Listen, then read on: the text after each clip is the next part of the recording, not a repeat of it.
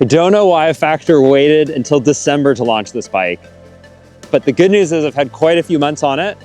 The bad news is I'm freezing cold right now. So let's get to the studio so I can tell you all about the all-new Factor 1.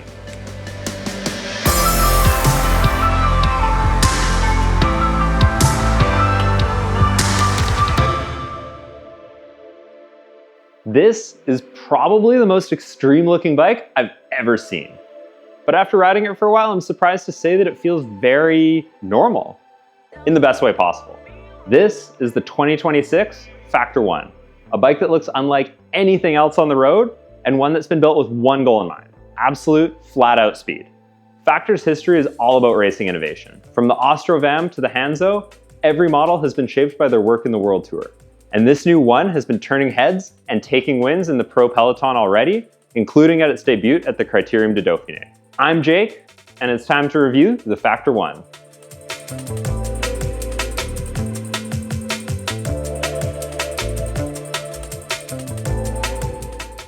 So let's break down all the crazy features of this distinct frame. Starting at the front end, the fork design looks like it belongs on a gravel bike.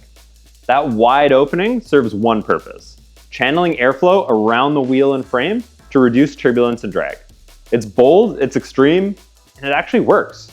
Just take one look at the fastest track bikes and time trial bikes the past few years, and you'll see the resemblance.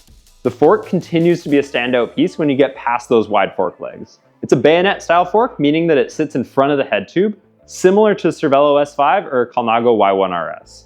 The integrated cockpit then bolts on top. But this isn't a standard one-piece barn stem. Instead, it's a futuristic V-shape with each side splitting off on top of the fork. The bars have a slight rise to them, helping to mimic the position you'd be able to achieve with a standard barn stem. Moving to the down tube, you'll notice how cleanly the bottle cages integrate. Factor's engineers shaped the tube and cages to reduce the drag penalty from having normal bottles. Because let's face it, no one actually rides without bottles, and no one likes using those odd-shaped Aero bottles. It's one of those small but smart design updates that show how deeply they think about real-world performance. Around the back of the bike, the design is slightly more conventional than the front. The seat stays flare out in a similar manner to the fork, yet they're just a bit less extreme looking. The seat tube is also deep and narrow, but again, not to an extreme degree. The whole back of the bike feels like it strikes a very careful balance between aerodynamics, stiffness, and weight, while the front end is clearly focused on all-out aero performance. Factor says they've designed the frame to not just be aero on its own, but to help coax the rider into a more aero position. It encourages you to rotate your hips forward and to ride in a more aggressive position over the front of the bike. All of this work has led to both wins on the road as well as wins in the wind tunnel. From Jake Stewart's Criterium de Dauphiné stage win to topping Cycling News' recent aero bike test, the Factor 1 not only looks fast, but it's already been proven to be fast. The One comes equipped with Black Ink 62 wheels. These wheels really impressed me, as normally I find I get blown around on wheels deeper than 55 millimeters, but these felt shockingly stable. They're also very stiff and light for their depth, and they accelerate very well and hold speed even better. For group sets, you have your pick from SRAM Force or Red AXS, as well as options like Shimano Ultegra Di2 or Dura-Ace Di2. Factor's even taken the bold choice to offer it in a Campagnolo Super Record build, something that will have die-hard Campy fans celebrating. Aside from the sleek Black Mobile-esque paint job we have here, there's also a Mercedes F1 inspired livery, a white and gray geometric camo, and a pastel pink blush one that is my personal favorite. On the flats, this thing absolutely flies. The stiffness through the bottom bracket and stiffness of the head tube are both incredible. You can feel every watt going straight to the road.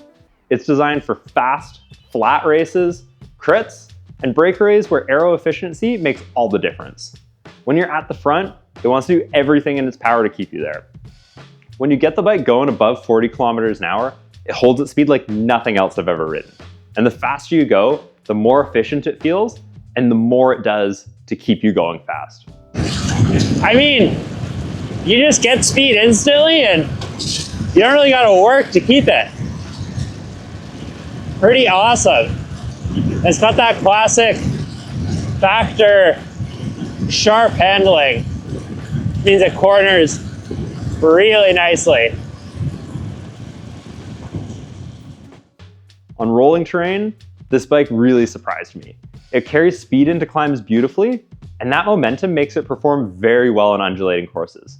It's light enough that when the road tilts up, you don't really feel like you're dragging an aero bike with you. And on long climbs, it's very impressive for a full aero rig. The frame weight and the balance geometry mean that it doesn't feel super sluggish. You can settle in and spin up steady grades without feeling punished, something that used to be unthinkable for a bike shaped like this. That being said, if you take it on a lot of long climbs, you'd probably be better served by something like an Ostro van. And you probably won't see any factory-sponsored pros opting for this bike on mountain stages. What I found most surprising about this bike is how normal it feels to ride. Despite the wild front end and deep aero shaping, the ride quality is relatively smooth, as comfortable as most other modern aero bikes, and definitely not harsh. On long rides, it felt composed and manageable.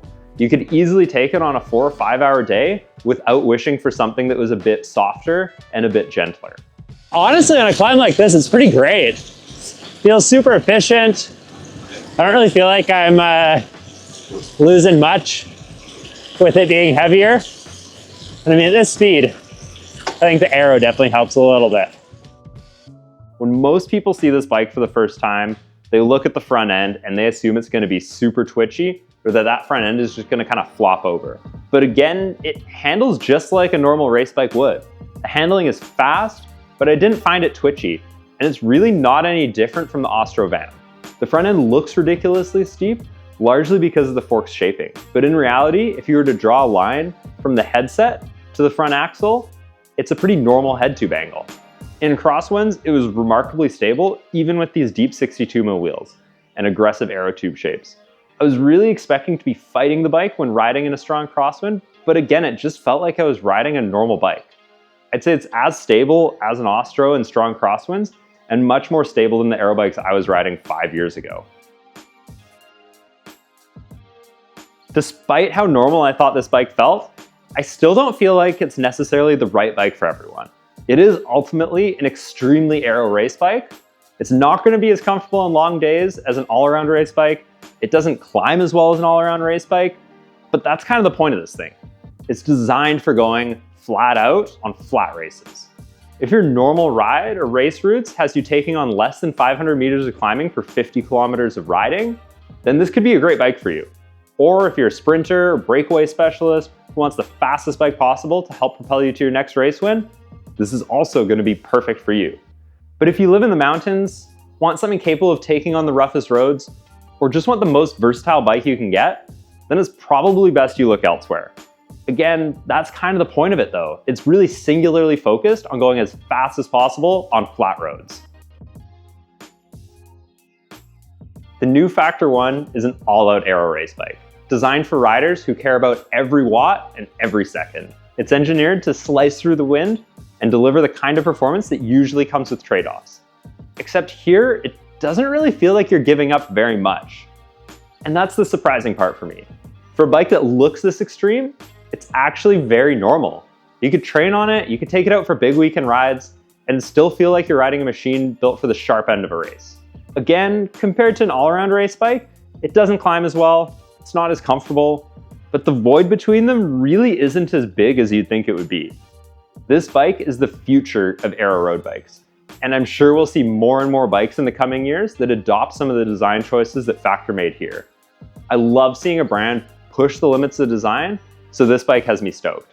And the fact they've been able to make it ride so normal has me even more excited about what the future of bikes holds. But what do you think? Is the one too extreme? Or do you love to see big leaps in progress like this? Let us know down below. And until next time, see you on the road.